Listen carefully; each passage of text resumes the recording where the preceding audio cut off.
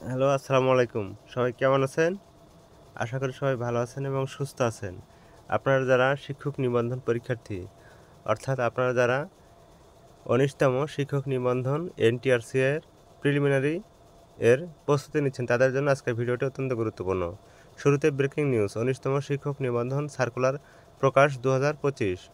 Viewers, চলুন ১৯তম শিক্ষক নিবন্ধন এনটিআরসি এর সার্কুলার সংক্রান্ত বিস্তারিত আপনাদের উদ্দেশ্যে এখন ডিটেলস আলোচনা করি। বেসরকারি শিক্ষক নিবন্ধন প্রত্যয়ন কর্তৃপক্ষ এনটিআরসি সূত্র থেকে জানা যায়, ১৯তম শিক্ষক নিবন্ধন পরীক্ষার নতুন নিয়োগ সার্কুলার কবে পাবলিশ করা হবে এ বিষয়ে দফায় দফায় আলোচনা করে চলেছে এনটিআরসি সূত্র। অবশেষে নতুন এনটিআরসি সার্কুলার প্রকাশ হতে পারে মে মাসের প্রথম কিংবা দ্বিতীয় সপ্তাহে।